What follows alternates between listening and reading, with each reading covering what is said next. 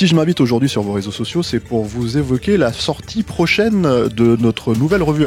Et cette fois, nous avons décidé de consacrer ce nouveau numéro à John Woo, l'un de nos réalisateurs préférés.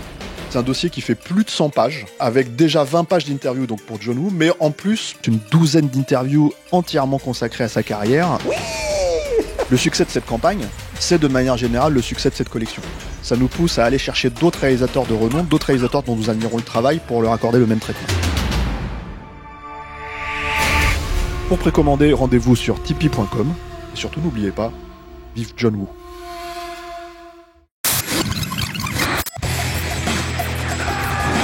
Bienvenue dans Stéroïdes, le podcast qui fait l'exégèse des gros bras. Avec Stéphane Moïsakis et Rafik Djoumi. Bienvenue dans ce nouvel épisode de Stéroïdes, le podcast. Je suis Stéphane Moïsakis et une fois encore, je suis avec mon ami Rafik Djoumi. Salut Rafik. Salut Stéphane. Puisqu'on l'avait promis la dernière fois quand on parlait de New Jack City qu'on allait revenir en fait pour parler de John Woo. Bon, c'est déjà, même si on a passé 50 minutes à discuter de New Jack City pour expliquer pourquoi c'est cohérent de parler de New Jack City dans Stéroïdes, John Woo, je suis désolé, mais bon, c'est le patron, il a sa place. Voilà, et ça tombe bien en fait, c'est concordance comme ça des flux et des époques un petit peu même. Ouais, mais c'est surtout en fait, comment dire, on sort un numéro sur John Woo. On est en pleine campagne d'ailleurs en fait en ce moment sur John Woo. Alors je n'ai pas le numéro sous la main puisqu'il n'a pas encore été imprimé. Alain va vous mettre la couverture. Alain Mercier, la technique, qui est là présent parmi nous. Salut Alain. Salut. Voilà, parce que j'oublie toujours qu'il a un micro sur stéroïdes. Va vous mettre la couverture, la très belle couverture signée Yvan Quinet. C'est notre sniper à nous. Les gens ne le voient pas de. Voilà, si, il a mis une petite caméra, mais je sais pas il si est très attentif pour Killer en fait. Il a la même moustache. la moustache du tueur, quoi. Et oui, on s'est dit qu'on avait parlé de The Killer pour une raison très simple, c'est que effectivement, donc on sort. C'est le meilleur film de John Woo. Ouais, après c'est discutable. Honnêtement, il y a dans cette période, il y a une balle dans la tête. Je sais que c'est discutable, c'est discuté, mais ça reste peut-être le plus emblématique. En tout cas, c'est le film le plus emblématique, ça c'est sûr, et celui qui lui a permis de se faire reconnaître dans le monde entier. Mais non, voilà, en fait, on parle de ça parce qu'effectivement, il y a la campagne qui bat son plein. Il y a cette revue qu'on sort qui est assez complète, hein, il faut quand même le dire aussi, c'est-à-dire que moi je suis allé chercher je sais pas combien de personnes sur ce projet-là. En fait, j'ai interviewé des scénaristes, des chefs opérateurs, des monteurs, des chefs cascadeurs, ils sont tous en fait dans le numéro. Il y a une 10-12 interviews, hein, en plus de 4 heures d'interview avec John Woo, 4 heures exclusives, hein, parce que encore une fois, c'est vraiment en fait une interview qu'on vient de faire il y a quelques mois. Voilà, donc c'est je pense presque avec le Friedkin derrière le Everson, c'est vraiment je pense le numéro le plus complet sur un cinéaste. Il y a juste un tout petit peu, mais parce que ça, c'est un peu malheureusement la partie la plus compliquée peut-être à traiter. J'aurais aimé avoir un ou deux intervenants de la période hongkongaise. C'était un petit peu plus difficile d'avoir accès à ça. Et surtout que finalement, à l'aune de l'intérêt de cette carrière-là, c'est-à-dire que ça a commencé entre le Syndicat du crime et même s'il a fait 15 films auparavant, ça a commencé vraiment avec le Syndicat du crime et jusqu'à à peu près à toute épreuve. Finalement, c'est concentré en 5-6 ans en fait, c'est cette période-là, par rapport à la carrière américaine qui est concentrée sur plus de 10 ans et puis ensuite son retour en Chine, etc. Bref, donc c'est un numéro dont moi je suis assez fier. Je dois avouer, et effectivement en fait on a choisi de parler de The Killer aujourd'hui parce que c'est toi qui fait la critique du film, enfin l'analyse du film dans le numéro. Ouais. Voilà. Donc tu seras prié de pas trop te répéter et juste donner envie aux gens en fait d'aller lire ta prose, mon cher Rafik Djoumi. Et d'acheter le numéro tout simplement, ouais. Parce que c'est quand même une carrière qui, même si elle a été pénalisée ces dernières années par des films dont on se serait peut-être passé. Moi surtout là, The Killer, le truc si tu veux, c'est que justement il faut quand même un petit peu rétablir les chakras et en fait le truc si tu veux c'est que un peu de dette karmique. Si on a fait The Killer, le remake vraiment pas terrible, hein, en toute honnêteté, qui est sorti l'an dernier avec Yannick dans Stéroïdes, il fallait quand même qu'on parle du film original à un moment donné ou un autre, parce que c'est pour moi c'est un chef-d'œuvre, hein, le film original. Comme tu l'as dit, c'est probablement son film le plus emblématique, le film pour lequel tout le monde se souviendra de John Woo. Et voilà, c'est effectivement très important. Et c'est une carrière, effectivement, comme tu le disais. Enfin, pour moi, je l'ai toujours dit. J'avais dit ça en fait quand je faisais l'émission avec Yannick. C'est très difficile d'être objectif pour moi avec John Woo. J'ai quand même un affect énorme en fait pour son cinéma, et je pense que c'est comme ça qu'il faut le prendre d'une certaine manière, parce que je pense que sinon tu rentres pas vraiment dedans, quoi, dans le pouvoir symbolique du cinéma. Donc voilà, donc oui, enfin je veux dire, c'est pas parce qu'il a fait The Killer dernièrement ou Manhunt ou The Crossing que personne n'a vu en France que en fait il n'y a pas juste au bas mot au moins 5-6 films, et même les films d'ailleurs, même les films finalement les moins je pense à Paycheck par exemple. J'ai une interview du scénariste qui est très intéressante en fait, qui explique aussi tout le processus d'écriture et la façon dont le film a pu être dilué dans sa production pour devenir ce qu'il est par rapport au scénario original, quoi. Donc voilà, il y a quand même tout un tas d'éléments qui sont traités dans ce numéro qui sont, je pense vont intéresser les lecteurs, quoi. Clairement les fans de John Woo, ceux qui suivent sa carrière, voilà, il y a vraiment beaucoup de choses. Voilà. Donc revenons sur The Killer. Revenons sur The Killer, 1989. voilà, qui a été une bombe internationale. Alors, quand on dit bombe, évidemment, c'est dans un milieu très très spécifique, hein, qui sont même pas le milieu cinéphile, je dirais plutôt un certain milieu cinéphage. Comment le film nous est arrivé, en fait. Il nous est arrivé parce qu'il a été présenté au marché du film à Cannes un peu avant sa sortie hongkongaise, et on était à une époque où déjà dans les milieux un peu interlopes du fanzina, etc., on commençait à entendre beaucoup parler du cinéma de Hong Kong. Alors il y avait eu notamment en France en 84 une diffusion de Zoo, les guerriers de la montagne magique au Grand Rex, qui avait fait grand bruit. On avait parlé dans l'émission. Voilà, ouais. On avait fait une émission là-dessus, et entre-temps était arrivé jusque chez nous, Histoire de fantôme chinois de Ching Siu-tung, produit par Tsui Hark, et donc tous les fin 88 en France. Voilà, tous les amateurs avides de nouveautés, parce que encore une fois ce cinéma était nouveau à tout point de vue, esthétiquement, narrativement et tout ça. Il y avait une excitation, on sentait un buzz, quoi. Et le buzz, il a vraiment explosé quand The Killer a été présenté au marché, parce que les acheteurs ont tout de suite parlé à certains cinéphiles, et ça remontait très vite sur le territoire, et on a entendu parler, apparemment à Cannes, il y a un truc monstrueux qui vient d'exploser à la gueule de tout le monde, quoi. Et donc il y a eu moi je m'en souviens bien, vraiment une quête de la copie. Enfin, c'était la chasse à la copie s'est organisée. Moi je sais que c'est comme ça que j'ai découvert A Better Tomorrow, parce que j'avais pas du tout suivi le nom de ce John Woo, et à la recherche de The Killer, en fait, je suis tombé sur le Syndicat du crime, qui à l'époque était dispo en VHS locative. Ouais. Merci Palace Vidéo dans le 15e arrondissement, voilà, qui gardait toutes les copies du monde. Je sais plus combien ils avaient de titres, les mecs, je crois qu'ils en avaient 14 000. Comme ça, c'était un des plus gros vidéoclubs en France.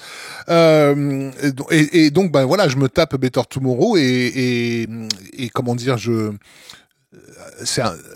vois un film entre guillemets normal, avec de temps en temps des séquences ahurissantes, notamment dans les gunfights, quoi. Et sans me douter que en gros The Killer sera l'aboutissement. C'est un peu plus que pas mal quand même, hein, le Syndicat du crime.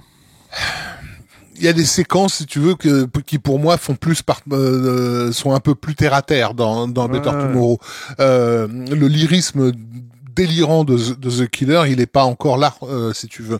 Mais par contre, il y a déjà cette virtuosité inouïe dans certaines séquences, encore une fois, j'insiste sur cette impression de nouveauté, cette impression de jamais vu.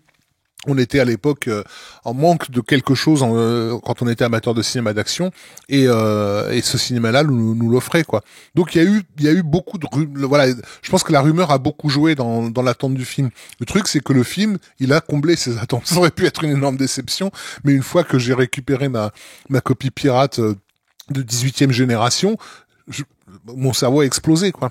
Et dans les mois qu'on suivi, j'étais devenu le killer dealer de mon quartier, parce qu'en fait, c'est un film que j'ai montré à des tas de gens, Ouais, mais bien vraiment, sûr. tu pouvais pas passer chez moi sans te taper The Killer. C'était une obligation. J'ai même le souvenir de jeunes gars qui étaient même pas des cinéphiles, hein, mais qui sont sortis dans rue d'Audoville avec les doigts levés tu vois, en faisant semblant de se gunfighter dans la rue, bref, parce qu'ils étaient complètement fous de ce qu'ils venaient de découvrir, quoi. Et je pense que c'est important de rappeler ce côté un peu petite bombe culturelle, en fait, si tu veux. Quelque chose vient de bouger dans le cinéma, en fait. Ouais, en France en tout cas, mais il y a pas que. Alors c'est très étonnant, je trouve la façon dont The Killer finalement est traité internationalement en fait. C'est-à-dire que aujourd'hui, il y aurait pas de discussion en fait sur comment dire l'évidence de l'ouverture vers une autre culture. On le voit avec plein d'autres films, hein, on le voit avec Re, par exemple, ce genre de choses quoi. Mais à cette époque-là, il fallait essayer de vendre le film au public occidental. Et par exemple, déjà chez nous, il est sorti très très tard. Voilà, c'est-à-dire qu'il faut savoir que, comment dire, Metropolitan, Samuel Hadida, Christophe Gans ont fait un énorme travail pour faire connaître John Woo en France. Ils ont sorti en fait dans l'année 93, ils ont sorti à peu près en même temps en fait tous ces films en salle, sauf. En fait, ils se sont servis d'Hardboiled pour ressortir des films de John Woo qui avaient peu été vus. Hardboiled est sorti sur le territoire français après des négociations très lourdes agencées avec la commission de classification, et en même temps on a pu voir en salle donc Une balle dans la tête, Syndicat du crime. Ils sortaient tous à une semaine d'intervalle en fait. Je me rappelle à Paris en tout cas au Kino Panorama à l'époque, feu Kino Panorama. Mais c'était la salle qui diffusait ces films-là et qui restait une semaine à peu près à l'affiche. Mais c'était une sortie entre guillemets technique, mais quand même une sortie pour pouvoir lancer les films en vidéo derrière, etc., etc. Ce qui fait que, en fait, en France, ces films-là existent vraiment. C'est-à-dire que, voilà. Mais, en gros, t'avais, à toute épreuve, effectivement, qui, lui, pour le coup, a vraiment bénéficié d'une sortie salle dans toute la France, qui s'est planté, hein, complètement. Je crois qu'il a fait quelque chose comme 100 000 entrées France, même pas, en fait, voilà. Donc, c'est un bide, hein, par rapport à, déjà, je trouve, par rapport au film. Mais aussi par rapport à j'imagine l'investissement que Metro a dû mettre dedans quoi. Le truc c'est que et effectivement The Killer pour le voir en salle en France, il a fallu attendre mai 1995. Alors je ne sais pas pourquoi.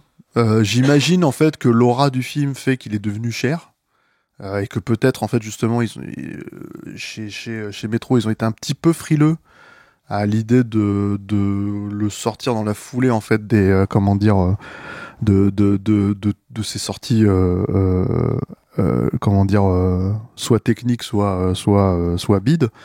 Maintenant tu pouvais le trouver en fait c'était plus que des copies pirates, hein. Tu pouvais le trouver si tu voulais, il y avait une VHS anglaise pâle, il y avait une VHS NTSC américaine, mais ce qui était étonnant, alors 95, je crois même qu'il était sorti en laserdisc. C'est possible chez Criterion, ça c'est possible, mais en tout cas, ce que je veux dire, c'est dans l'intervalle voilà. de 89 à 95, en tout cas, il y avait déjà ça parle aussi pour l'aura que le film avait acquis en quelques années. Oui, quoi. oui, mais alors entre temps, il faut quand même dire que voilà, John Woo est passé à l'Ouest. Enfin, il avait fait Chasse à l'homme, tout ça, etc., etc. Il y a à un moment donné son nom, je veux dire, comme je me plais à le dire, quoi. Notre numéro. S'appelle Comme dans un film de John Woo parce qu'en fait il y a une référence littérale à la chanson d'MC Solar dans la BO de la haine, hein. Et ça c'est en 95. Il est cité chez les Beastie Boys, tu vois, enfin voilà, c'est à un moment donné c'était devenu un nom ultra iconique, hein, John Woo à cette époque-là quoi. Comme finalement très peu de cinéastes sont cités de cette manière-là quoi. Donc non, là on arrive vraiment au pic de sa gloire, qui va se transformer en plus avec le succès de Broken Arrow, surtout de Face Off, de Volte-Face en 97. Mais avant tout ça, il y a tout ce travail dont tu parlais, mais il y a aussi la façon, encore une fois, de vendre The Killer. Voilà, moi j'ai quand même le souvenir d'une bande-annonce anglaise où les mecs te disaient une thriller comédie. Et pour une raison très simple, je sais pas si t'as vécu ça en fait, si t'es retourné voir le film en salle en France quand il est sorti. Moi je suis retourné le voir en salle, je l'avais déjà vu en vidéo. Et je suis retourné le voir sur grand écran, et c'était un crève-cœur parce que je l'ai vu avec un public qui se gondolait de rire. Voilà, j'ai eu beaucoup de chance sur Hardboiled, c'est pas été le cas. Parce que Hardboiled, je me rappelle très bien qu'il est sorti. Alors moi, j'habitais dans le 13e à l'époque, au grand écran Place d'Italie. Et tu te tapes ce film sur un écran aussi gigantesque, c'était incroyable. Donc je suis allé une fois par jour pour toute la semaine où ils l'ont diffusé. Donc je l'ai vu 7 fois, en fait 6 fois, 7 fois dans la semaine, quoi. Parce que je me suis pris juste la tartasse de ma gueule, dans ma gueule, quoi. Mais le truc, c'est que ouais, The Killer, ça a été t'avais envie d'engueuler les gens dans la salle, en fait, de leur dire, mais c'est un film sérieux. Mais ce que je veux dire, c'est que ce n'est pas que un phénomène en France, c'est-à-dire que c'était aussi aux États-Unis, c'était aussi en Angleterre, en fait, où en gros les mecs étaient emmerdés. T'avais beau avoir Scorsese qui disait non mais ce mec est un génie, comment dire, t'avais beau Oliver Stone, en fait, avoir Oliver Stone qui justement disait bah non si c'est un cinéaste important. À côté de ça, en fait, les mecs étaient emmerdés parce que bah en fait comme on l'a dit, je pense qu'il faut faut prendre ces films-là avec c'est des films à fleur de peau, très fragiles. C'est du mélodrame et effectivement ça c'était quelque chose. C'est du mélodrame hongkongais. Voilà. Non mais c'est encore autre chose. Ah non, c'est du mélo tout court tout simplement. Enfin je veux dire, encore une fois par moments c'est du Douglas Sirk le film hein. Donc le truc c'est que à l'époque effectivement tu ne mélangeais pas cinéma d'action et mélo et le public quand il est déstabilisé parce que voilà il y a une autre une autre façon d'approcher un film, bah il rigole comme dans un geste de défense. Moi j'ai vécu ça avec Touch of Zen de King Hu. Le film dure 3 heures et pendant 3 heures les gens se marraient et au bout d'un moment t'as envie de dire non mais vous allez vraiment passer 3 heures à rigoler dès que quelqu'un fait un bond parce qu'en fait rigoler et ricaner putain. Tu vois, enfin c'est ça le truc. Ce qui faisait rire, ce qui faisait réagir, c'était les bonds de 5 mètres que les personnages font. Bah oui, c'est le principe même du Wuxiapian. Si t'as pas accepté, si à bout d'un moment t'acceptes pas cette façon de procéder dans cet univers-là, quand on saute, on fait un bond de 5 mètres. Tu sors de la salle. Voilà. Bah arrête le film, oui. c'est pas la peine. Moi je. Mais en même temps, ils restaient parce qu'ils étaient quand même séduits par ce qu'ils étaient en train de voir. Et dans le cas de The Killer, je pense que il y avait ce conflit aussi dans la tête des spectateurs avec qui t'as vu le film, parce que le film est quand même séduisant. Il t'amène quand même quelque chose de l'ordre du jamais vu. Même si si t'es pas cinéphile, t'es en train de te dire mais qu'est-ce que je suis en train de regarder ? Ça ressemble à rien d'autre quoi. Mais effectivement, ce côté mélodramatique qui est absolument essentiel à l'œuvre quoi. C'était la grande nouveauté. Mais je pense en fait il y a ça, je pense que c'est pas tu vois toi tu cites Douglas Sirk mais ça c'est pour l'aspect mélo romantique. Le romantisme du film n'est pas dans les échanges de regards, l'insistance sur les échanges de regards. Le romantisme du film n'est pas exclusivement lié à l'histoire d'amour par exemple, c'est-à-dire qu'en fait vraiment c'est l'amitié entre les deux personnages, oui. Et pas que en fait, c'est-à-dire que t'as l'amitié entre les deux personnages, mais t'as aussi l'amitié entre le personnage du killer de Jeff incarné par Chow Yun-fat et son handler là, tu sais la personne qui lui donne des contrats quoi. Oui. Et t'as une scène moi que je trouve déchirante si tu veux sur l'histoire de gagner une dernière balle dans le flingue et tout pour soi ou pour son ennemi quoi. Et il y a ce moment en fait si tu veux où l'autre s'est battu pour lui etc et veut rattraper une faute quoi. Et ça, je me rappelle que les gens ils étaient morts de rire quoi. Et tu fais mais putain mais je veux dire l'autre il est en train de tuer son pote et t'as les autres qui sont en train de t'as l'impression qu'ils sont en train de se taper un Adam Sandler ou un Jim Carrey quoi. Et donc du coup ouais c'est ça on le connaît hein, c'est un réflexe de défense encore une fois par rapport à une émotion que tu contrôles pas parce que c'est peut-être pas notre cas. Attention, Rafik ferme les yeux, donc il est comment dire, il est en plein. Parce qu'en même temps que je disais ma phrase, j'allais nous exclure de ce que j'allais dire. C'est-à-dire que quand les gens vont voir un film d'action, ils sont dans un certain état d'esprit qui est pas forcément le nôtre. Nous, on a un rapport. Je pense que c'est important de le dire. On a un rapport musical au cinéma d'action. On kiffe le cinéma d'action comme un fan de hard rock peut kiffer des concerts de hard rock quoi. C'est-à-dire c'est du ressenti pur jus quoi. Alors que chez une partie du public, il y a quand même une distance énorme entre avec le film, ce qui leur permet souvent de dire oh, c'est un peu n'importe quoi, c'est trop exagéré. Là où chez nous l'exagération elle est justifiée par la rythmique, par la musicalité du film. Il y a ça et il y a aussi la notion, je pense et qui plus est à cette époque-là où en fait comme pour moi c'est un genre extraordinairement important le cinéma d'action. Encore une fois, je le dis souvent, mais je vais le répéter là. Tu fais pas une émission comme Stéroïde si t'aimes pas le cinéma d'action, si tu considères pas que c'est un cinéma majeur, quoi, un genre majeur, et qui, pour moi, dit genre majeur, dit en fait que en gros, tout est permis dedans. C'est-à-dire que en gros, le mélange des genres, le mélange de tout, voilà, moi, j'estime qu'on peut pleurer à un film d'action. Donc c'est absolument pas voilà, et je l'estime parce que je considère que c'est un genre important. C'est-à-dire que c'est pas réservé au drame, c'est pas réservé voilà. Donc le truc, je pense qu'on peut pleurer dans des comédies. Je pense que voilà, il y a tout un voilà, tout ça, c'est pour moi, il y a pas de problème, c'est le cinéma.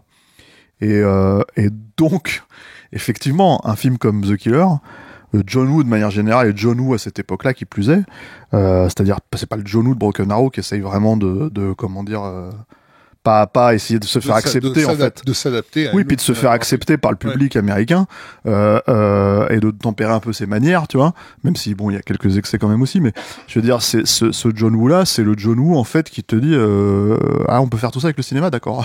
Donc en fait, si tu veux, et qui y va, qui va à fond les ballons et qui surtout encore une fois, met son cœur littéralement en fait en avant en fait dans un film comme celui-là.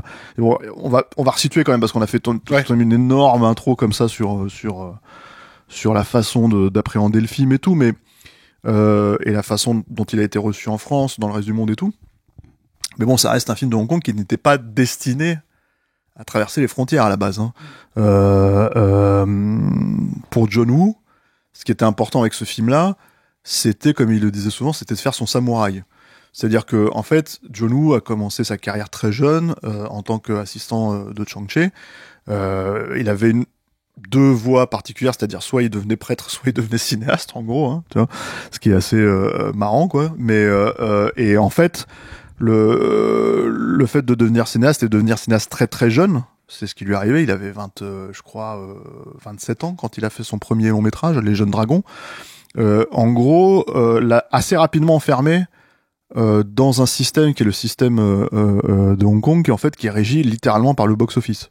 C'est-à-dire que là-bas, en gros, t'as quelques auteurs, mais en réalité, c'est si ça marche plus, si c'est plus à la mode, en fait, tu pars à la casse directe. C'est ce qui arrive à Chang-Chi, par exemple. En l'occurrence, à un moment donné, son cinéma a commencé à être ringardisé aux yeux, encore une fois, du public de Hong Kong. Et c'est ce qui arrive à John Woo. C'est-à-dire que pendant plusieurs années, pendant 15 ans, il a rongé son frein, a fait des comédies assez, vraiment, je me sentais assez compliqué. Ouais, on s'en est tapé quelques-unes là pour faire ce numéro, quoi. Et en gros, c'est. Alors c'est assez marrant parce qu'il y a des trucs assez, on en parle, vous verrez dans le numéro, quoi. Mais il y a des trucs assez étonnants aussi. Mais bon, ça reste en fait des films de commande ou alors des films, voilà. Pendant des années, malgré le succès de certaines de ses comédies, le succès énorme, en fait. Mais ça l'a complètement enfermé. Voilà. Bon, au point, il a failli arrêter. Voilà, il était même apparemment parti en dépression et dans l'alcool. Donc jusqu'à ce que, en gros, pour résumer, mais c'est pas le seul. En fait, Tsuyark lui propose de revenir un petit peu. Une fois que son contrat chez Golden Harvest était coupé, était terminé, en fait, il lui propose en fait de venir donc faire le Syndicat du crime, qui est le remake d'un film de Hong Kong des années 60. Story of Discharged Prisoner. Discharged Prisoner, voilà. De Patrick Lung Kong. Ouais. Voilà. Et en gros, c'est déjà à sa manière à John Woo une première façon d'essayer de faire ce que lui il appelle son samouraï. Quand il dit, c'est marrant parce alors pour le coup, quand je l'ai interviewé longuement là-dessus, il utilise souvent ce terme en fait, le samouraï. Mais ce qui est marrant, c'est qu'il l'utilise comme son film d'auteur. C'est-à-dire en fait, pour lui, Samouraï, c'est apparemment le film d'auteur ultime, idyllique, quoi. Et évidemment, il était il a grandi, c'est Alain Delon était une de ses idoles. Jean-Pierre Melville, en gros, il s'est approprié en fait le code moral de Jean-Pierre Melville, et toute son idée en fait, c'est de faire un film comme ça sur les silences, quoi, sur la façon en fait dont les choses sont sont dites sans être explicitées par des dialogues, quoi. Tu te souviens de notre première rencontre avec John Woo? Alors moi c'est un peu honteux, donc en fait c'est terrible, mais alors moi j'étais là et pas là, je sais pas si tu te souviens. j'en parle dans le numéro parce que c'est quand même important. J'avais une revanche à prendre moi sur ce numéro, sur cette revue, parce que en 2002 effectivement on devait l'interviewer tous les deux pour Windtalkers et moi j'étais excité comme une puce. Si tu te souviens, à cette époque-là on faisait des bouclages quand même assez carabinés et en fait j'ai eu un véritable acte manqué où je suis arrivé en retard à l'interview et heureusement que t'étais là pour l'assurer et faire l'interview. Sauf que moi, c'est de la façon dont je m'en souviens, tu me corrigeras derrière. Sauf que, encore une fois, comme John Woo est un cinéaste extrêmement important pour moi, je lui avais ramené le DVD du Samouraï. Le DVD français du Samouraï. DVD français, en me disant, c'est sorti nulle part. Et en fait, au moins, il aura une version du DVD chez lui, voilà. Et peut-être même pas de quoi le lire, mais faut voir l'effet que ça a eu. Donc, on lui avait acheté ça. Ouais. Et en fait, c'est moi qui l'avais sous la main. Ouais. Donc, en fait, c'était un peu emmerdé. J'ai dû négocier avec l'attaché de presse pour qu'il me fasse rentrer à la fin, hein. C'est-à-dire qu'il voulait pas me faire rentrer du tout. Et du coup, je suis arrivé un peu penaud, à la fin. Je l'ai rencontré, je l'ai salué. Toi, tu venais de passer une demi-heure avec lui et je savais plus où me foutre, quoi, parce que effectivement, j'étais extrêmement. Il a été évidemment adorable. C'est arrivé avec un DVD du Samouraï. Enfin, oui, même s'il avait pas moyen de le lire, c'était un geste pour lui. Bien sûr, une signification. J'avais fait la même chose l'année d'après. J'ai fait la même chose avec Arnaud. On a fait la même chose avec McTiernan. On lui a ramené La Nuit américaine. D'accord. C'était, mais parce que c'est des films. Encore une fois, tu vois. C'est des films qui citent. Hein, de toute façon, c'est des films qui citent et c'est des films qui sont importants pour eux. Et on se disait, en plus, dans le cas de McTiernan, je me disais, il a pas besoin des sous-titres parce qu'apparemment c'est tout son. Il connaît par cœur. Voilà. Et c'est pas, en fait, je veux pas passer pour. Voilà, c'est pas en fait pour se mettre le cinéaste dans la poche. En fait, c'est pour moi. Ah non, pas du tout. Moi, mon approche, en fait, elle est beaucoup plus émotionnel que ça, c'est-à-dire qu'en fait pour moi c'est des gens qui m'ont énormément donné et en fait si je peux leur faire un petit cadeau en retour en fait juste pour leur dire que j'apprécie leur envoyer un signal de on a compris. Après ils le disent, donc en fait c'est pas difficile de comprendre. Mais oui et non, c'est-à-dire qu'ils ont beau le dire, c'est pas repris. Enfin, je veux dire, dans la presse mainstream, quand les mecs te parlent de John Woo, ils parlent des gunfights et point final. Ils vont pas te citer Jean-Pierre Melville. Ouais. C'est déjà un pas cinéphile que de citer Jean-Pierre Melville. Donc quand t'es dans cette situation et que t'as deux journalistes français qui viennent et qui te donnent le DVD du Samouraï alors que t'en as pas encore parlé.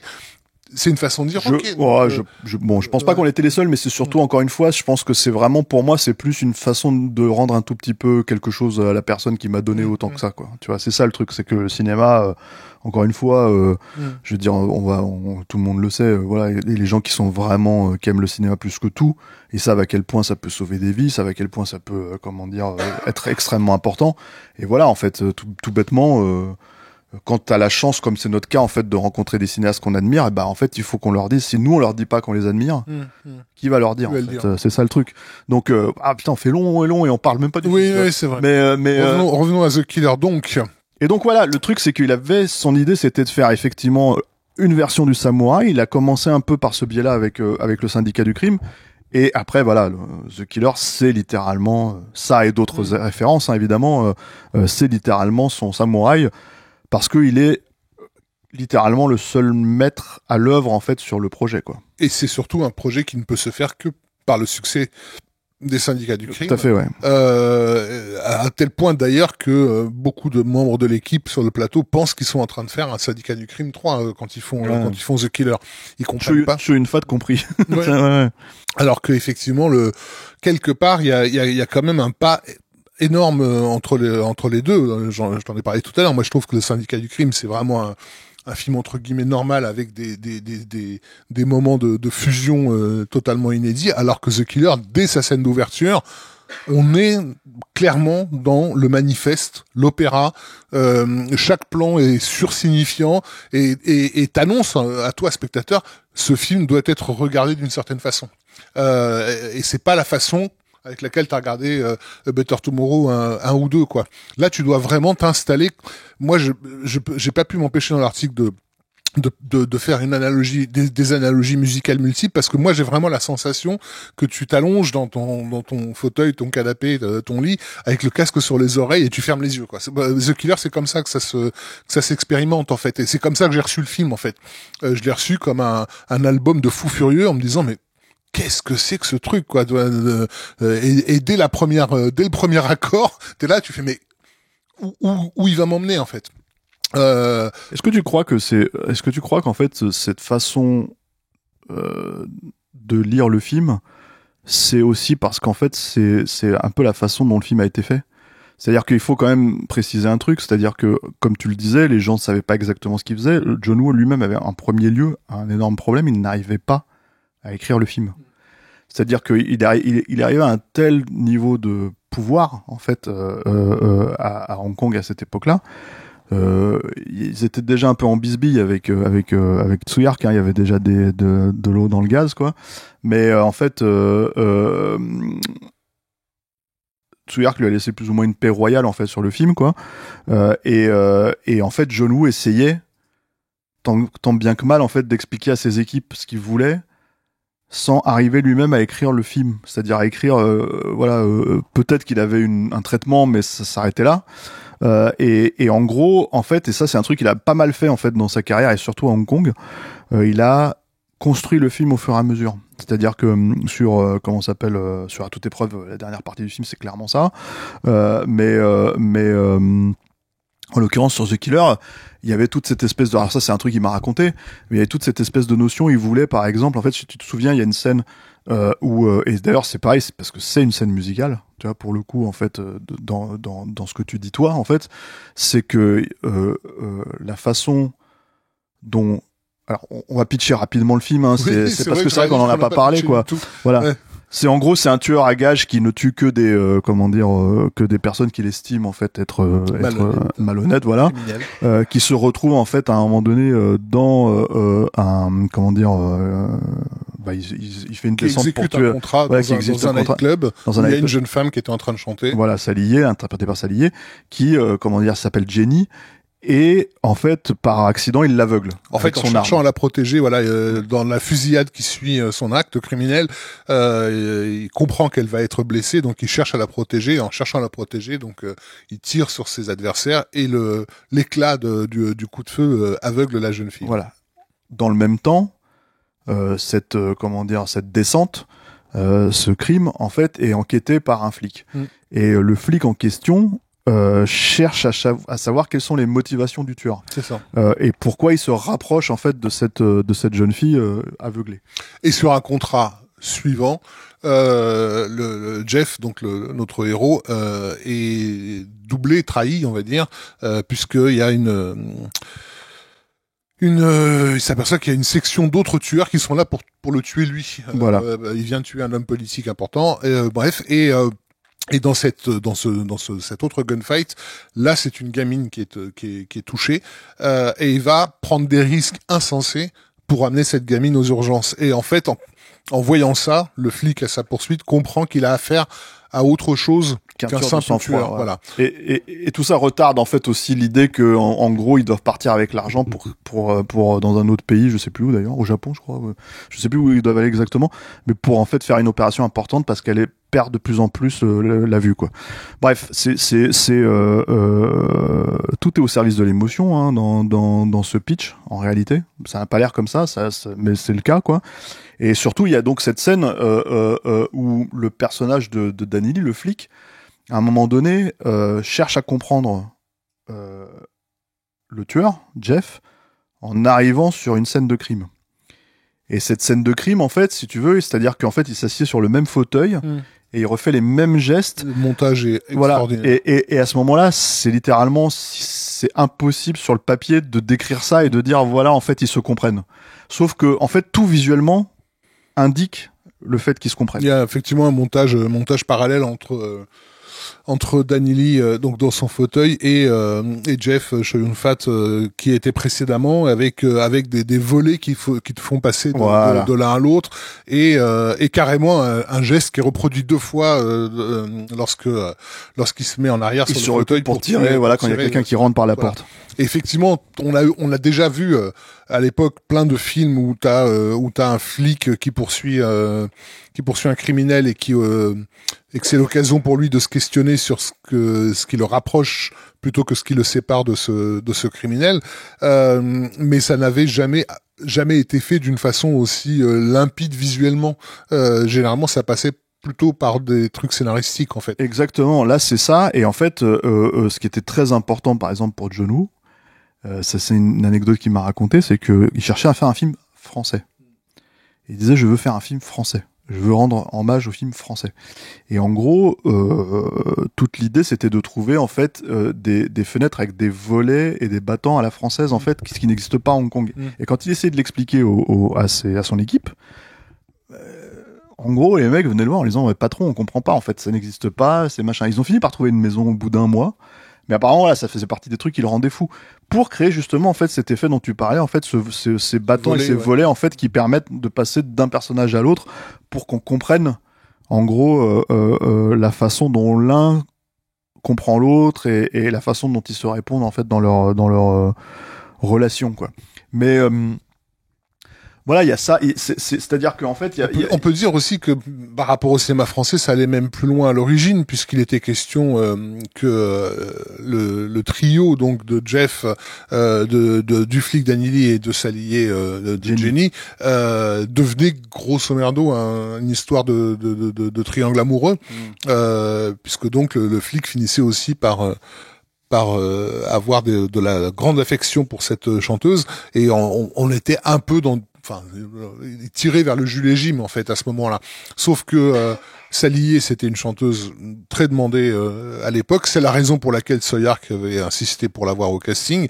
Et son emploi du temps était très très compliqué. Et en plus de ça, d'après ce que j'ai pu comprendre, elle n'était pas si impliquée dans le film. Pour elle, c'était un élément de sa carrière, mais pas l'élément déterminant. Non, et puis en plus, à l'époque, à Hong Kong, il faut savoir aussi un autre truc, c'est que en fait, par exemple, Chow Yun-fat, il pouvait tourner 3 films en même temps. Bien sûr. C'était, voilà. Mais le fait est qu'au bout d'un moment, il y a eu des choix qui ont dû être faits sur la présence de Salier à l'écran, et ce qu'on pouvait lui demander de faire. Et cette idée de triangle amoureux a commencé à disparaître pour laisser émerger l'amitié naissante entre les deux mecs, ce qui d'ailleurs à l'époque a teinté le film d'un homo-érotisme en Occident en tout cas manifeste. Enfin, je veux dire, parmi ces spectateurs qui rigolaient dans la salle dont tu nous parlais, il y avait aussi de ça. Je me suis toujours demandé en fait comment ils s'appellent vraiment quand ils se donnent des surnoms en chinois, en cantonais. Parce que en fait, suivant les versions, ça change. Il y a Mickey en fait, je crois que en France, c'est Mickey et Dumbo, c'est leur surnom. Tu vois, mais qui bon, c'est un peu con comme surnom. Faut être honnête. Et je sais, mais j'avais vu une autre version. Il y avait d'autres surnoms. C'était pas ça en fait. Voilà. Mais et je sais pas ce que c'est en chinois. Je sais pas ce que c'est en cantonais. Si il y a des gens qui parlent cantonais parmi les gens qui nous écoutent et qui veulent bien commenter pour nous dire quels sont ces surnoms, ça serait intéressant. Peut-être que c'est Mickey et Dumbo, mais voilà, en tout cas, ça fait partie. Je me rappelle que c'était les trucs qui faisaient rire les gens aussi. Ouais, le truc sur c'est assez marrant parce que en fait, je veux dire encore une fois, on fait stéroïdes. Tu vois, on a Stallone qui court sur la plage avec Carl Weathers, tu vois. Et qui se tripote la nouille là, tu vois, en fait, si tu veux. Donc en fait, pour moi c'est ça l'homo-érotisme en fait. Ouais. Plus que comment dire The Killer quoi. C'est des mecs qui pleurent et qui se tiennent dans ouais, mais merde, enfin ça va, tu vois. C'est quelque chose que le cinéma a exploité sans aucun problème pendant longtemps. Il faut remonter même à Wings en 1927 où t'as carrément des mecs qui s'embrassent sur la bouche pour exprimer leur amitié. C'est vrai qu'à partir des années 80, tu ne peux plus montrer ce type d'amitié là sans d'une manière ou d'une autre ouvrir à l'idée d'une homosexualité, et c'est ça qui faisait ricaner à l'époque quoi. C'est pas un Fassbinder, ça va, tu vois, non mais je sais pas, c'est quand même étonnant, moi je trouve ça, mais bon, à la limite c'est, je pense en fait, si tu veux, c'est une façon de peut-être encore une fois effectivement de se moquer du film. Ouais. Ce qui je cherchais le titre qui révèle quand même un peu le titre original du film. La traduction du titre original chinois de The Killer, c'est duo de héros éclaboussés de sang. C'est génial comme titre. Franchement, ça devrait littéralement être le titre français ou le titre international partout. Mais moi, en fait, par exemple, un des trucs que j'adore du film, un des premiers trucs en fait où je sais que le film c'est ce moment en fait où et encore une fois pour compléter ce que tu dis sur la logique musicale du film, c'est que dans la scène d'ouverture, quand il y a cette descente, quand il essaye de la protéger et qu'en fait il l'aveugle, Il sort parce que encore une fois c'est un personnage qui est extrêmement élégant en fait, le personnage de Cho Yun-fat. L'idée de John Woo, c'est vraiment de faire un mix entre Alain Delon du Samouraï et Ken Takakura, qui étaient ses deux idoles en gros quand il avait grandi quoi. Et en fait il y a tout un espèce de truc avec une écharpe blanche, tu sais, avec laquelle il lui couvre les yeux. Et en gros donc elle est teintée de sang puisqu'elle saigne des yeux et tout quand elle est aveuglée quoi.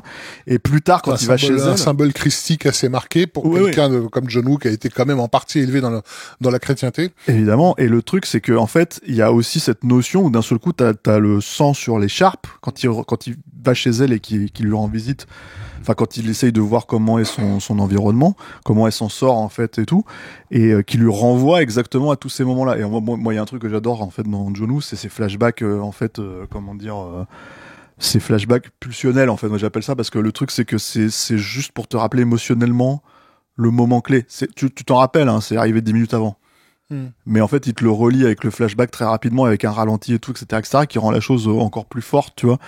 Mais ce qui fait que, en fait, tu vois, ça lié, c'est de la, je suis désolé, hein, mais c'est de la musique de midinette, tu vois, voilà. Mais moi, que j'écoute cette chanson, je me mets à pleurer, quoi. Tu vois, c'est vraiment, comment dire, elle est associée au film comme beaucoup d'autres musiques d'ailleurs. Hein, on va en parler après, quoi. Mais d'ailleurs, dans la scène où il rentre pour la première fois dans le cabaret, il y a un plan. C'est du Wong Kar-wai, mais avant l'heure en fait. Parce que Wong Kar-wai, il arrive quasiment l'année suivante, je crois. Ouais, non, c'était à peu près à ce moment-là, mais c'était en 89, je crois. Mais le truc, c'est que c'est surtout le Wong Kar-wai international, for Love, patati patata. T'as un plan comme ça sur la silhouette de Cho Yun-fat qui passe devant l'affiche géante de Salier et tu te dis mais c'est du John Woo, ça.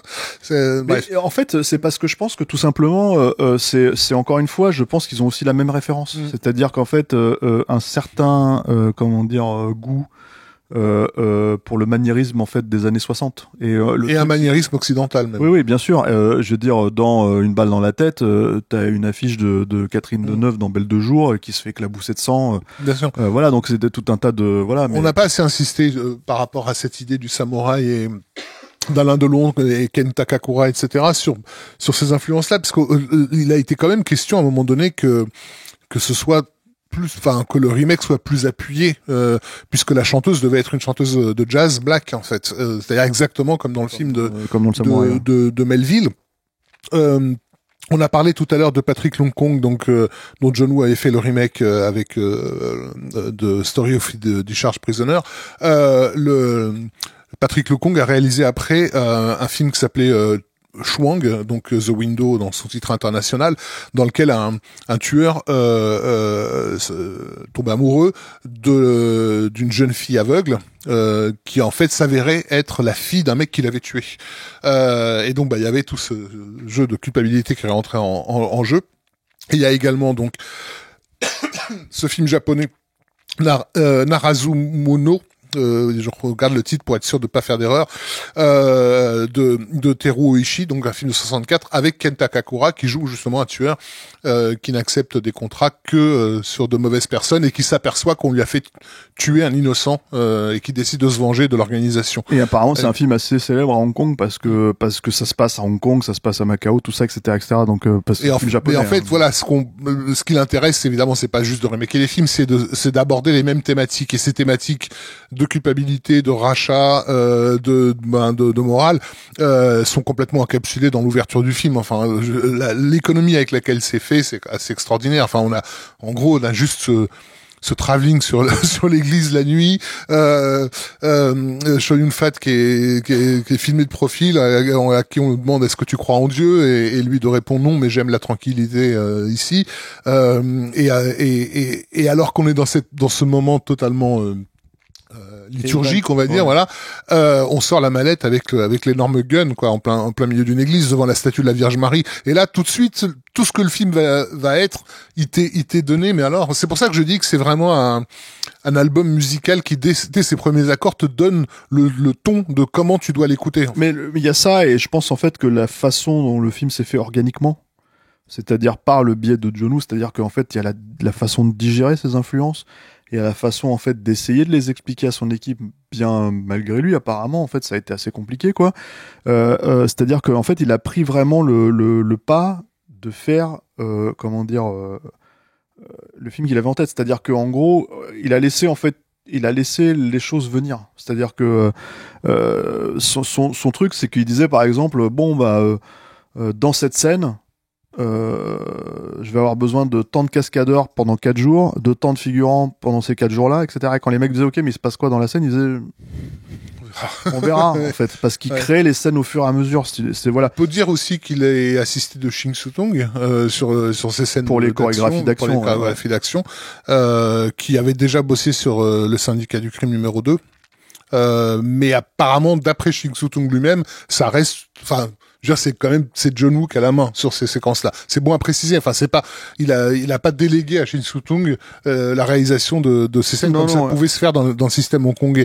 Encore une fois, le tournage de The Killer, ça fait pas partie de l'usine. C'est un film un peu pour le coup un peu d'auteur, quoi. C'est-à-dire on a quand même laissé les clés au réalisateur. C'est complètement un film d'auteur, mais c'est d'ailleurs à mon avis pour ça que le film a eu cette aura internationale, quoi, parce que d'un seul coup on découvrait un type en pleine possession de ses moyens, qui en fait a séduit les cinéphiles, hein. Je veux dire, encore une fois, le cinéphile en chef, c'est Martin Scorsese, quoi. Donc Martin Scorsese a été déterminant dans la carrière de ce film, c'est évident. Je crois que d'ailleurs depuis le film lui est dédié. Mais c'est d'autant plus intéressant pour moi que le précédent film à avoir fait l'effet d'une bombe de type album rock, c'était Les Affranchis. Et les Affranchis, donc moi j'ai découvert Les Affranchis avant de pouvoir découvrir The Killer. Comment dire, il y a une liberté de forme qui, pareil, dès le début du film, dans cette scène d'ouverture fameuse, I always wanted to, as far as I can remember, I always wanted to be a gangster. Si tu comprends pas comment tu dois regarder ce film-là, arrête l'album tout de suite, enfin arrête le disque tout de suite, tu vois.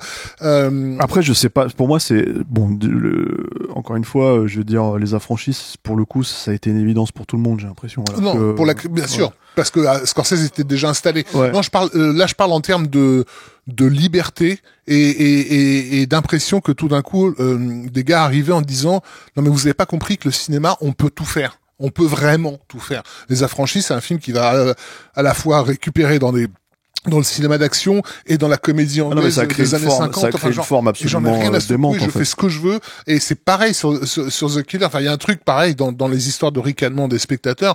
Il y a des arrêts sur image dans The Killer. Des freeze frames sur des mecs en train de sourire, qui à l'époque faisait marrer, mais par réflexe conditionné, parce qu'on associait le freeze frame aux mauvaises séries télé américaines, à la Frank Drebin, tu vois. Stallone l'utilisait pas mal, hein, déjà aussi dans ses Rocky et tout, hein, à l'époque. Mais le truc, c'est que en fait, encore une fois, je pense que je suis désolé, hein, je vais être un peu méchant, hein, mais en fait, tu peux pas enlever une forme de racisme, en fait, au truc. C'est-à-dire que tu peux pas, de la même manière qu'en fait, toutes les critiques à l'époque, c'était alors,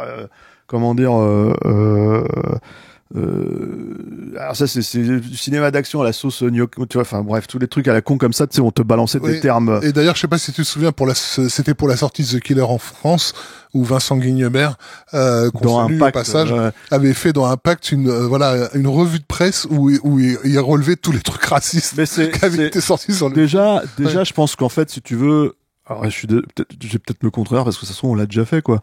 Mais déjà, les analogies culinaires, avec la critique de cinéma, avec la critique de cinéma, il faut pas.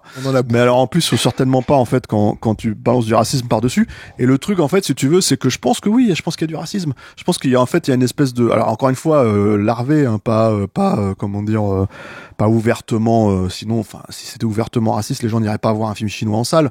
Mais je pense en fait, malgré tout, que voilà, il y a quelque chose d'assez, inconscient là-dedans.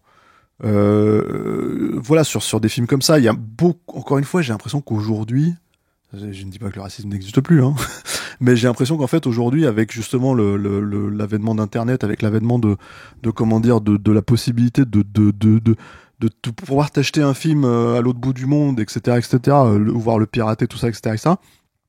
Aujourd'hui, on est beaucoup plus au fait des autres cultures, si tu veux, en tout cas par rapport au cinéma ou par rapport à ces choses-là, quoi. Donc, je veux dire, il y a une raison pour laquelle en fait aujourd'hui la pop qui cartonne chez les jeunes, c'est la pop coréenne, quoi. Enfin voilà, c'est la K-pop.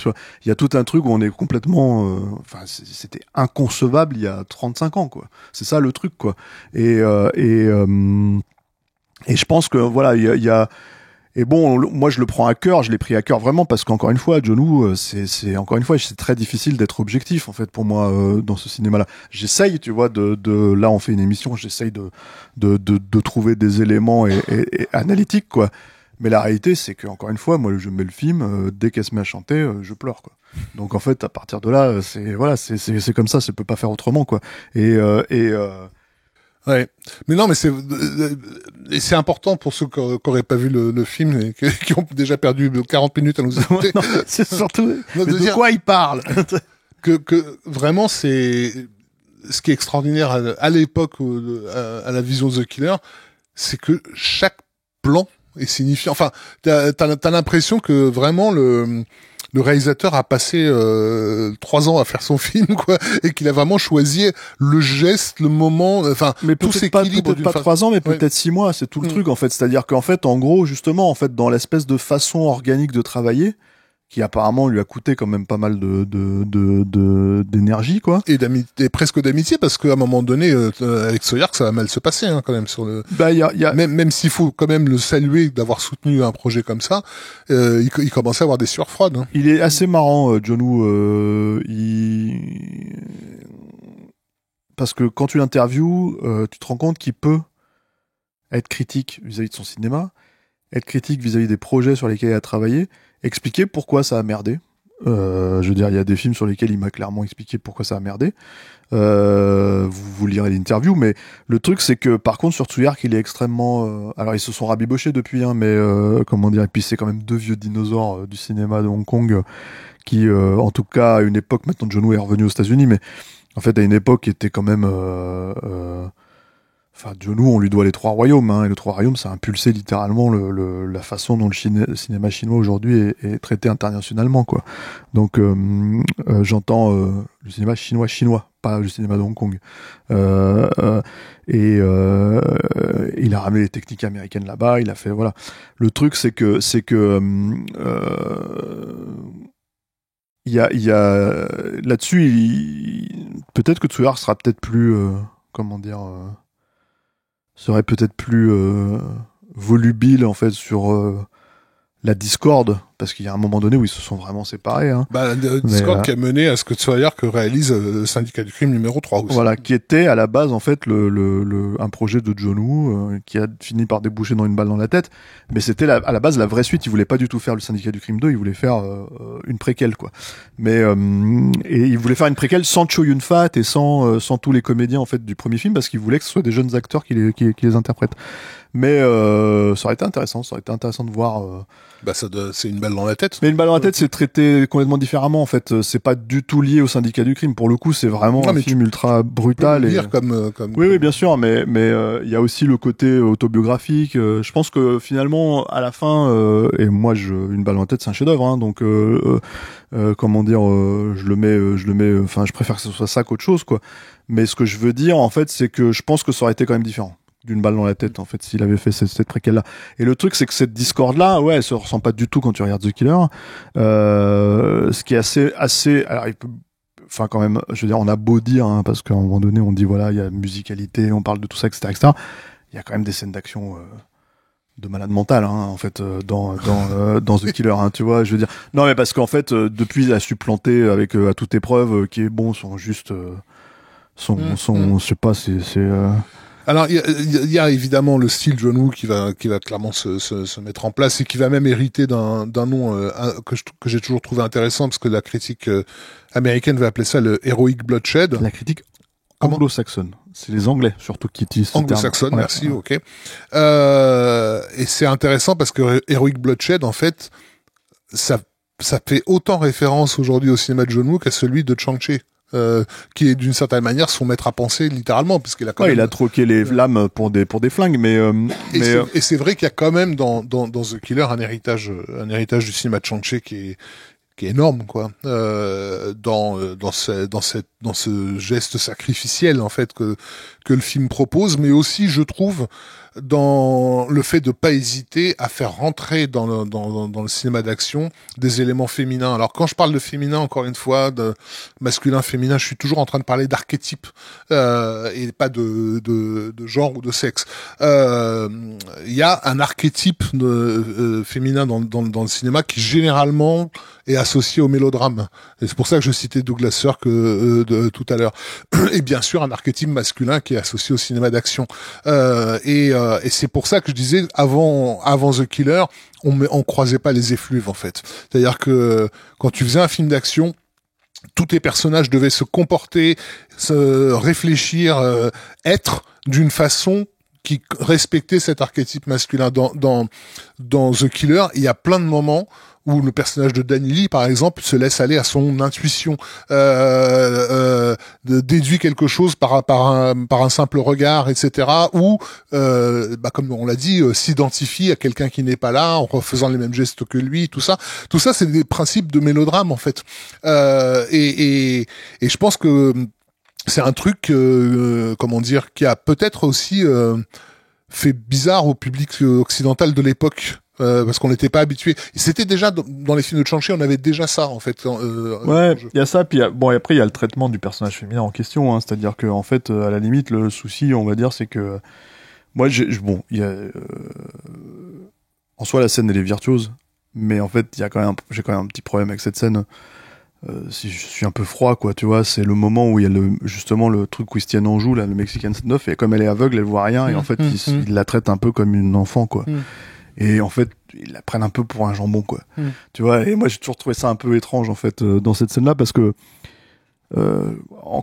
en fait, lui, il est amoureux d'elle, et tu vois, enfin, je veux dire, mais bon, c'est voilà, donc j'ai toujours trouvé ce truc un peu maladroit, et voilà, l'autre en face comprend que lui est amoureux, etc., et le respecte pour ça, tout en respectant la nana.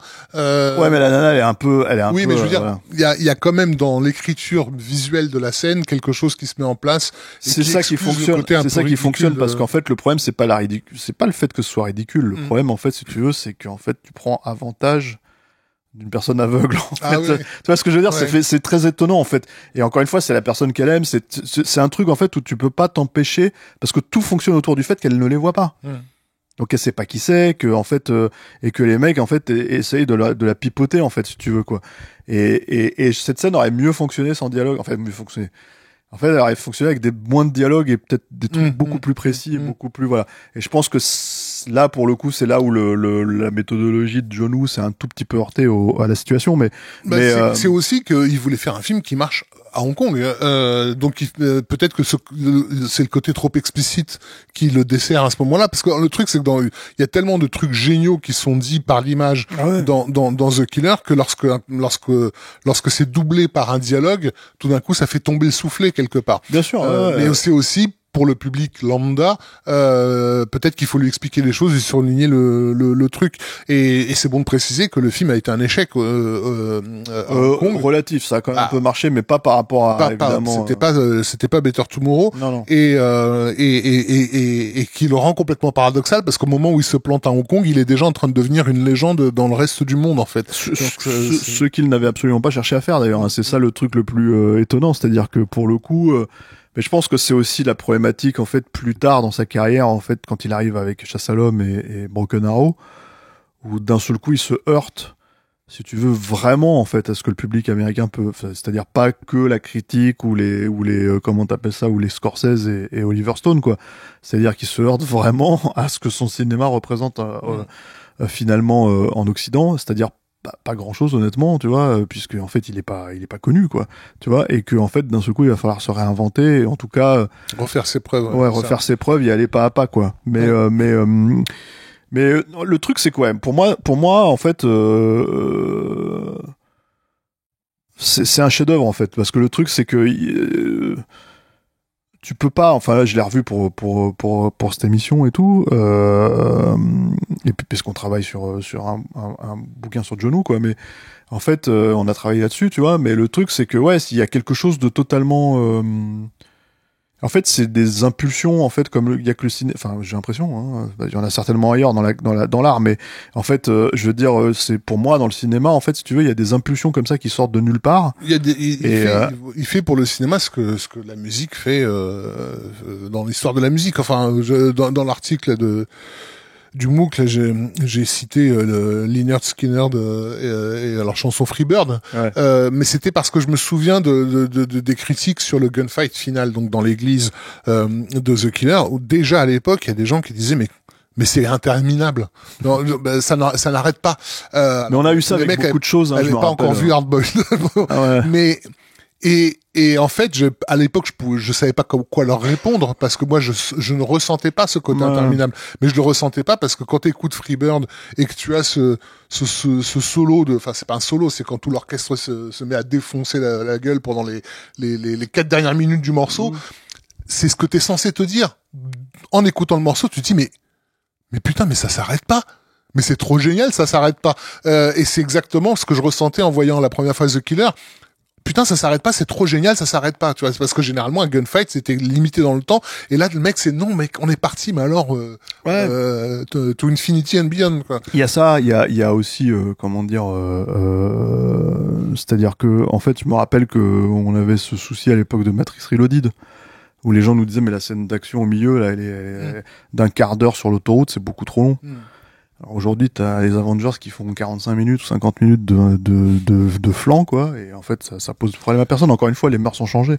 Mais c'est... Et la façon de se laisser aller, parce qu'il y a, je pense aussi, là-dedans, si tu ressens de la fatigue ou de l'agacement à la scène de l'église de The Killer, c'est peut-être que t'es pas dans le bon ton que le film exige. Il y a une façon de regarder The Killer, il y a une façon de lâcher prise, de te laisser aller au flot, en fait. Il faut savoir qu'il y a 2 versions du film. Oui. Une version internationale, hein, qui est celle-là qui fait à peu près 1h50, quoi, et une version taïwanaise qui est beaucoup plus longue, qui dure 2h10, je crois, ou 2h20, je sais plus. Bon, qui est honnêtement, en fait, alors c'est très intéressant parce qu'elle était sur le DVD. On l'a ici en plus, je crois, non? Ouais, on l'a. On a le HK là, il est là-bas là. Bon, je vais pas me lever pour le montrer, mais surtout, je crois qu'en fait, c'est plus du tout édité, hein, tu le trouves plus. Mais il est sur ce DVD, quoi. Voilà, parce que en fait, Gans et toute l'équipe d'HK à l'époque l'avaient récupéré, quoi. Donc c'est un document assez intéressant à regarder. Après, c'est pas mal de scènes allongées, des petits moments en plus dans des séquences et tout ça, etc. Et en fait, le truc, c'est que John Woo l'a coupé pour des raisons de rythme, en fait, si j'ai bien compris, quoi. Donc moi, personnellement, je préfère quand même la version internationale, quoi, hein, le cut, voilà. Il y a tout un tas de moments. Moi, j'ai toujours trouvé. Enfin, je pense qu'il y a aussi des moments où, en fait, où d'un seul coup, tu ressens les choses de façon, comment dire. Presque viscéral, en fait, si tu veux. Tu vois, par exemple, quand il tue son ami à la fin, quand il sacrifie son ami à la fin, en fait, si tu veux, t'as ce moment-là où il prend son comment t'appelles ça, son écharpe, en fait, et il en fait parce qu'il est blessé, tu sais, il en fait un espèce de, comment dire, garrot, ouais. Oui, mais pas seulement, en fait, en fait, son écharpe, en fait, noire, qui lui tenait le bras, en fait, il en fait un brassard de deuil, en fait, si tu veux. Et à ce moment-là, je me suis toujours dit, mais c'est complètement dingue de penser à faire ce truc-là au milieu d'une scène d'action, si tu veux. Voilà, mais ça, pour moi, ça démontre encore une fois tout le cœur, en fait, de la personne qui fait le film, c'est-à-dire en fait l'importance, là où il situe l'importance en fait des choses, quoi. Tu parlais de comment dire, de tous ces petits détails, en fait, si tu veux, où il comprenait le fonctionnement du personnage, où le personnage de Danny comprenait le fonctionnement de Jeff, tu vois. Mais voilà, il y a tout un tas d'éléments comme ça, en fait. Il pourrait pas comprendre ces fonctionnements-là si, en fait, ces fonctionnements-là n'étaient pas aussi décrits dans le film, quoi. C'est ça, le truc. Et s'il allait pas emprunter à tous les genres possibles et imaginables, parce qu'il y a aussi, encore une fois, c'est très important au même titre que les affranchis, dans The Killer, on ne se préoccupe pas de savoir si c'est bien ou pas d'aller piocher dans les numéros de Fred Astaire et Ginger Rogers, ou dans le mélodrame, ou dans le machin. Je prends ce qui me sert. J'ai besoin de parler de ça, j'ai besoin de vous faire ressentir cette thématique-là. Je vais aller choper dans n'importe quel genre ces éléments-là. Enfin, je veux dire, les scènes d'église, elles sont par moments films. Oui, t'as des plans qui auraient pu se retrouver dans une comédie romantique, mais on s'en fout. On a besoin de ce plan-là à ce moment-là. Et c'est surtout, je pense que tu touches quand t'es un cinéphile. Tu touches, en fait, que t'es un cinéaste cinéphile, c'est ça, hein, je sais pas, Brett Ratner, hein, comment il s'appelle, John Woo, quoi, et que le cinéma est plus important, tu vois, que tout. En fait, je pense que tu prends les films, en fait, avec lesquels t'as grandi, en fait, si tu veux, et t'en fais une espèce de genèse. Et en fait, le truc, c'est que, parce que le cinéma, c'est important pour toi au moment où t'es en train de découvrir le cinéma.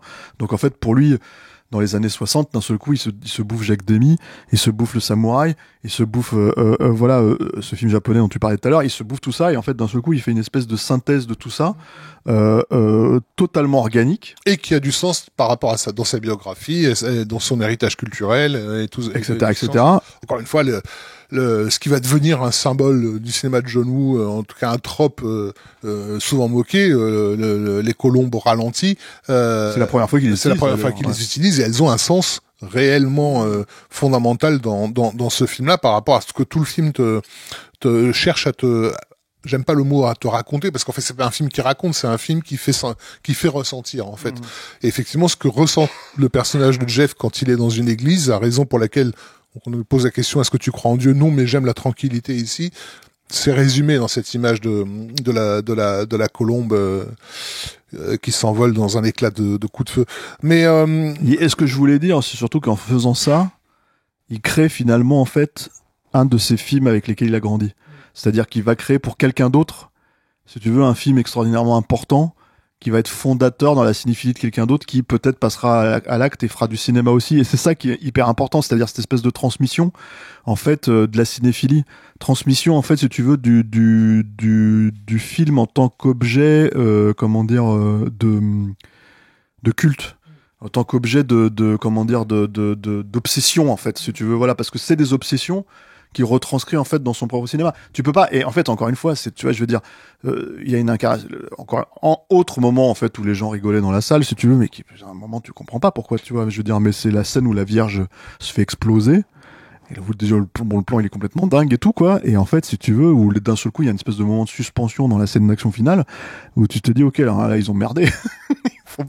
Il fallait pas faire ça, tu vois. Y compris même si t'es comme moi, que t'es pas croyant, effectivement, et que tu et que tu considères pas que, tu vois, ça soit forcément un blasphème, en fait, de détruire un objet de culte, quoi. Mais en fait, de mettre ça dans une scène d'action, de mettre ça, en fait, si tu veux, dans la représentation du bien et du mal, de mettre ça dans le truc, tout fonctionne à ce moment-là. C'est totalement parfait, en fait. C'est peu importe. Même étymologiquement, c'est parfait, parce que ça a un nom historique, hein. Ça s'appelle l'iconoclasme, de briser les statues religieuses, enfin, les symboles religieux. Et le film The Killer est à sa façon un film iconoclaste, encore une fois parce qu'il sait faire feu de tout bois. Moi, ce qui m'a plu dans ce film, je crois, c'était justement que c'était un film qui disait le cinéma, ça sera toujours plus que ça. C'est-à-dire, enfin, c'est vraiment l'ouverture en grand des chakras. Tu vois, juste 2 ans avant, t'étais en train de mater L'Arme Fatale, qui te disait le cinéma d'action, ça se passe entre ça et cet endroit-là et cet endroit-là, tu vois. Et The Killer. C'est bien L'Arme Fatale. Non mais voilà, The Killer arrive et il ouvre en grand les trucs en disant non, c'est tout ce que tu veux. Je mettrais un tout petit bémol. Tu vois, t'aurais pu utiliser Cobra ou je sais pas, tu vois, plutôt que L'Arme Fatale. Mais non, je prends un film qui était apprécié à l'époque, etc. Donc, mais très limitatif dans son acceptation du genre avec ses codes, etc. Et là, t'as un film qui explose le truc, quoi. Donc l'explosion de la statue de la Vierge, je peux presque le voir comme une réponse à ça. Il y a un truc par rapport à cette idée de faire feu de tout bois dont on n'a pas parlé. C'est la moustache de Cho Yun-fat. Déjà la moustache de Cho Yun-fat. Non, mais en tant qu'érudit de musique de film, il nous faut parler de James Horner et de son participation non volontaire. James Horner, The Killer. David Michael Frank, dont tu vas nous parler juste après, et Alan Silvestri également, qui est un petit peu dedans. Mais donc, on est encore à l'époque où les films de Hong Kong ne se préoccupent pas trop, on va dire, du copyright musical, et les monteurs utilisent des scores, des disques qu'ils ont sous la main, et souvent, en fait, ça reste dans les montages des films. Et sur des moments cruciaux, donc de The Killer, comme par exemple l'aveuglement de Salier, on a du James Horner, donc là en l'occurrence Red Heat. Il me semblait qu'il y avait également du Gorky Park à un autre moment du film, et donc David Michael Frank. En fait, le truc c'est que, comme tu disais, est-ce que tu peux nous sortir ce titre? Alors le film s'appelle Hero.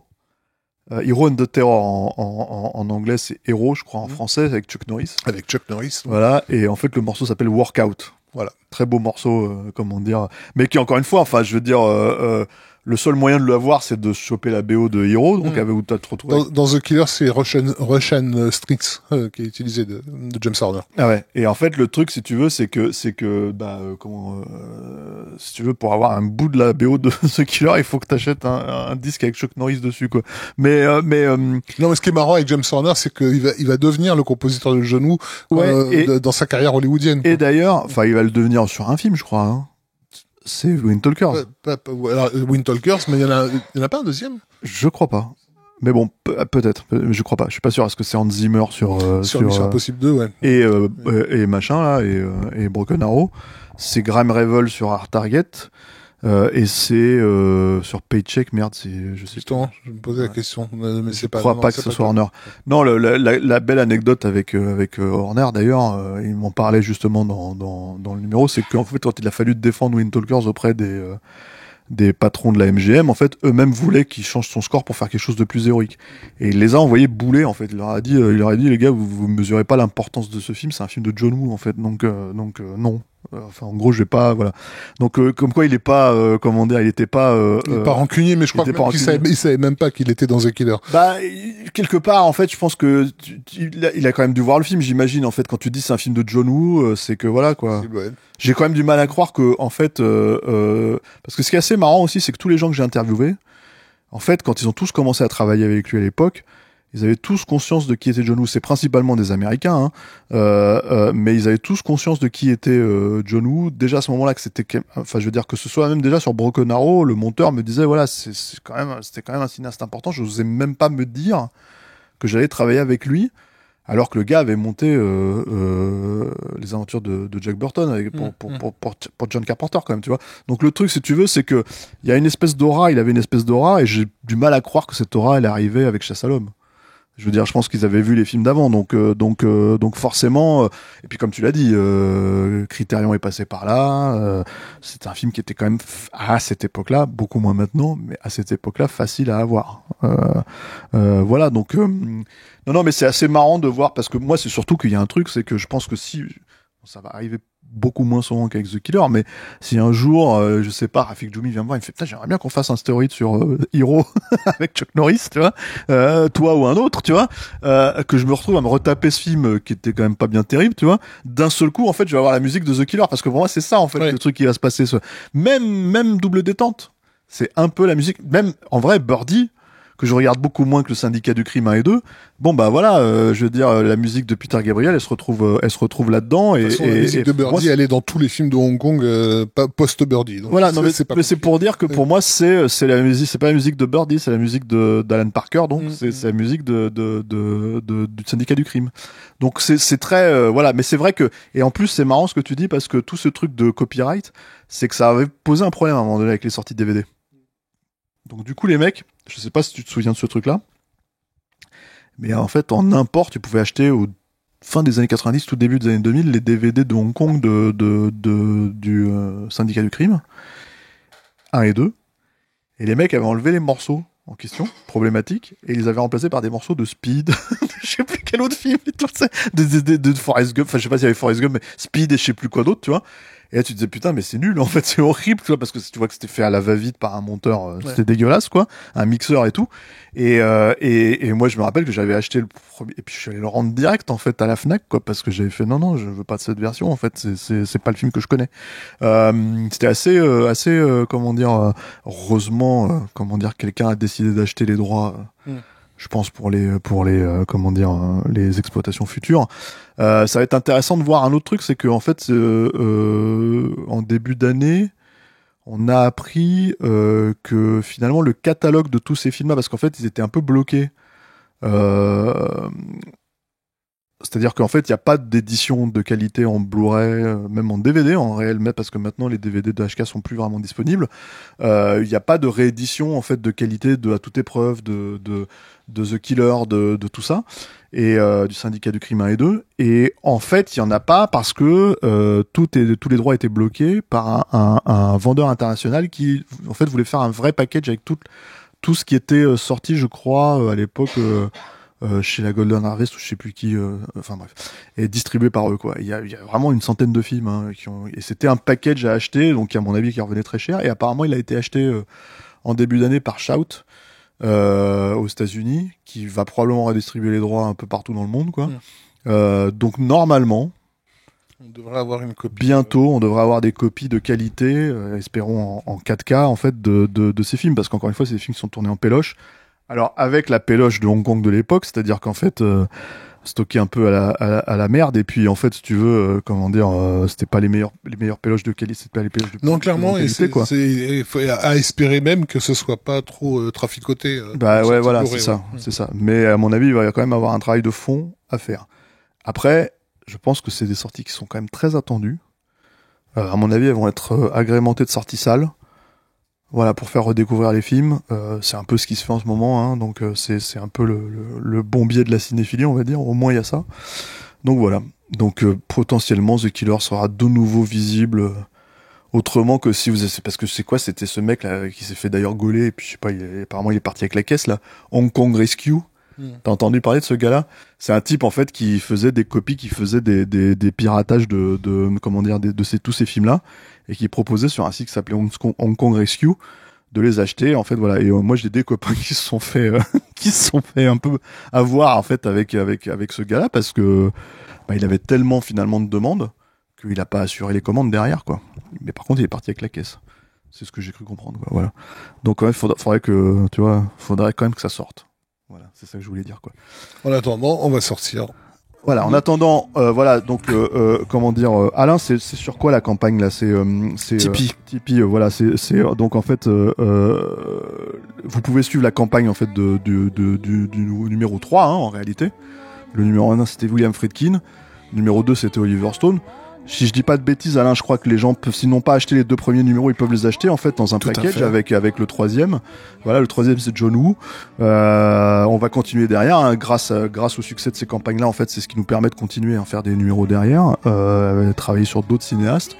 Mais ça, alors, bon, c'est pas pour m'envoyer des fleurs, mais ouais, j'ai tapé fort quand même. On a eu pas mal de gens, quoi. Tu vois, c'était assez. Oui, t'as pas dormi depuis le mois de décembre. En fait. Exactement, voilà. Donc avec le décalage horaire. Voilà, avec non, mais pas seulement. Oui, c'est vrai qu'après, il faut appeler les gars d'un peu partout dans le monde, mais surtout, en fait, encore une fois, je pense qu'il y a vraiment beaucoup d'interviews complètes. On leur laisse la parole. La plus petite interview, elle fait 4 pages. Voilà, la plus grosse, elle fait 20, puisque c'est John Woo, quoi.